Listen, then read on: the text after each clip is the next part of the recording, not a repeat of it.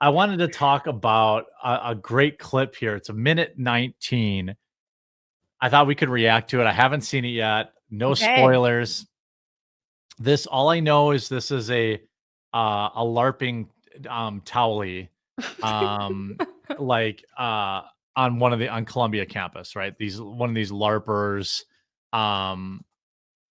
that I don't know. They're like LARPing as revolutionaries. Okay. So this is a new Columbia student grilled by a reporter for demanding the university feed the rioters who took over Hamilton Hall. Let's see. Why should the university be obligated to provide food to people who've taken over a building? So so people know, the reporter says, why should the university be obligated to provide food for people who have taken over a building? Well, first of all, we're saying that they're obligated. By the way, anybody notice her right-hand man there is wearing a belly shirt the and makeup? Yeah. Yay! And by the way, they would throw you off the roof, hypothetically, if you ever went over there, bro. Just so you know. Obligated to provide food to students who pay for a meal plan here. But you mentioned that there was a request that food and water be brought in, unless I misunderstood. To allow it to be brought in. I mean, well, I guess it's ultimately a question of what kind of community and obligation Columbia feels it has to its students. We want students to die of dehydration and die. They're literally gonna die. Oh my goodness! They don't have to be there. They don't have to protest. You know, they could leave at any time. Yeah, they could go to anyone. By the way, these protesters, just so everyone knows, they're all happy to use university bathrooms. They're using university facilities. They're eating university food. They're enjoying university air conditioning and heat. The idea is like that this idiot thought, I'm going to get in front of the mic and I'm really going to do something here. This is I've got a new business idea now. I'm going to protest in front of the Crystal Dynamics headquarters about what they've done with Lara Croft. So I'm going to need people to bring me food and money while I do that. That's right. Everybody, everybody who's watching live, definitely super chat and subscribe as a member, because Melonie's making a decision, a totally optional one, but you have to. That's not up to her. You have to support. Yeah, exactly. Get severely ill, even if they disagree with you. If the answer is no, this guy did. This guy's. What is this guy? He's wearing a, what do you call, like a midriff shirt or like a crop top? Yeah. Who is this guy? I will pay whoever you are, dude. Look, I don't know. I'm not. Contact me. I will give you $20,000 so you can travel to Palestine. Okay, I want you to go to Palestine. I want you to dress like that. Yes. And I want you to go help the locals. I will pay 20,000 US American dollars to send this gentleman to Palestine to help free Gaza.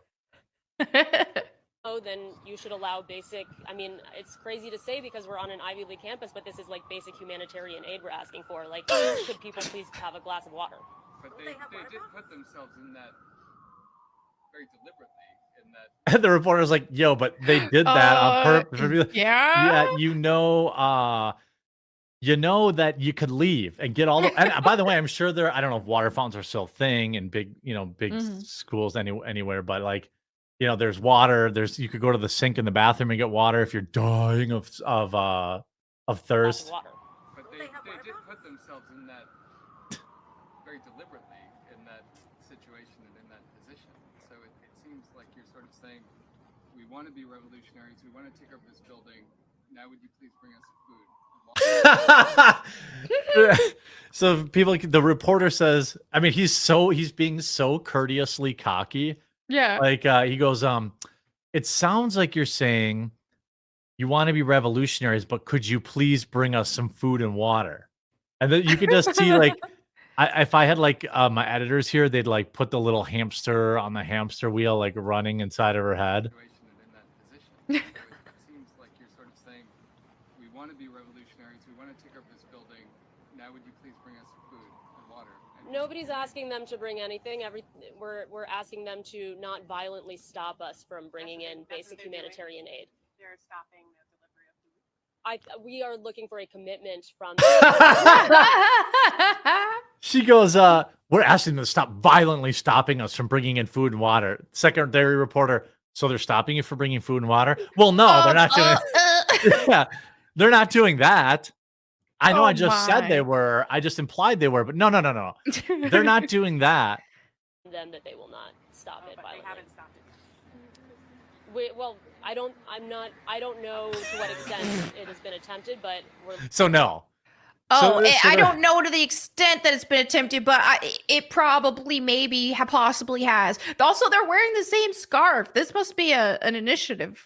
This is yeah. This is they're all That's their bought the swag. same scarf from the same seller, and then they all have the same green tents. Definitely not all provided by the same person. To the comments, tell her to have Hamas send an Uber Eats for them. I mean, there's like, please, yes, please, no food and no water. Let them starve. They should not have no platform to speak. They should be arrested. I mean, they're just letting.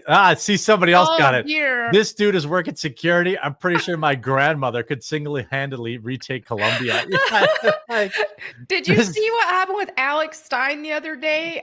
Walking up onto protesters. Oh my goodness. Yeah, it's was always funny. they expect to be taken. Like, look at this dude. His eyebrows are on, as the kids say, on fleek.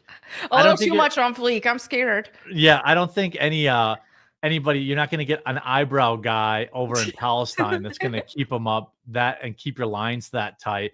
The whole thing is a ridiculous LARP, and they would, just so we're clear, they would kill him. Yep. In Palestine. Like, that is not me being hyperbolic. That's not being mean.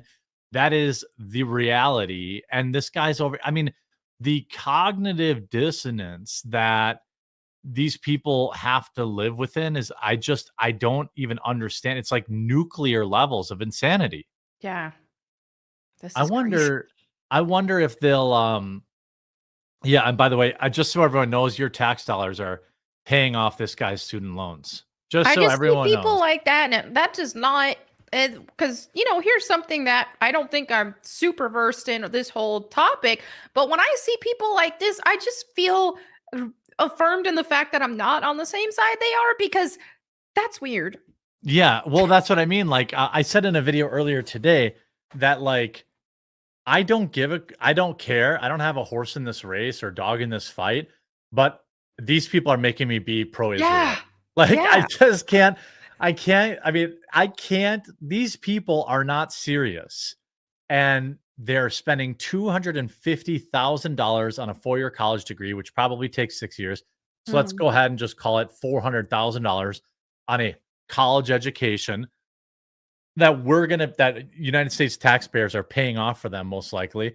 For what? I'm not exactly. I mean, this woman is an actual moron.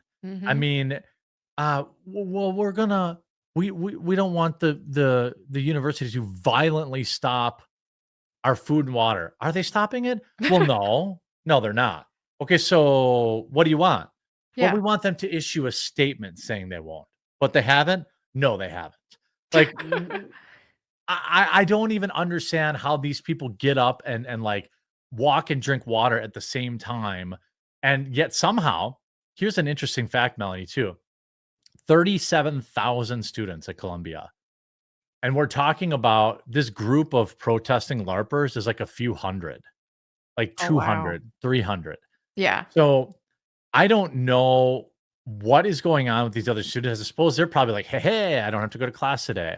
Like, I feel like if I were in college and this crap was going on, I couldn't get to the mess hall, or I couldn't get to the library, or I couldn't get to class. Like, I'd be walking right through these encampments and telling them to suck my balls. Like, there's no way this stuff would fly. Like, yeah, I'm so glad things weren't this crazy back when I was in college. I don't even know how I would have tried to navigate that. Times are so much different now with all of this craziness going on, and I think social media played a huge part in that as well. It's like the crazies found each other and have escalated everything. I don't know, but I'm just glad that this kind of stuff, I didn't have to worry about that. Yeah. Well, the funny thing is like, I saw somebody in chat say, just airdrop a pallet of MREs, which would be hilarious. Um, I don't understand. Like, imagine going back and watching this interview and be like, yeah, that went well. Yeah. Like, you look like an absolute dumbass. And I can't, I Yep. like the idea that you want me to take you seriously. Like, now finally Columbia is threatening expulsions of student occupied university buildings. They should have been allowed to do this for an afternoon. All right, cool. Mhm. It's Friday, or you want to do over the weekend? Cool. Well, Monday is now the other 36,500 students who are paying us $80,000 a year want to go back to school. Yep. And your little LARP has to go, go back over there. And these are all rich kids, by the way. Mhm. $37,000 students at $80K a year is nearly $3 billion a year in tuition Columbia's accepting. So, I mean, you can do the math on what they're allowing. They're allowing a tiniest minority to just occupy this, which is Yeah. insanity to me.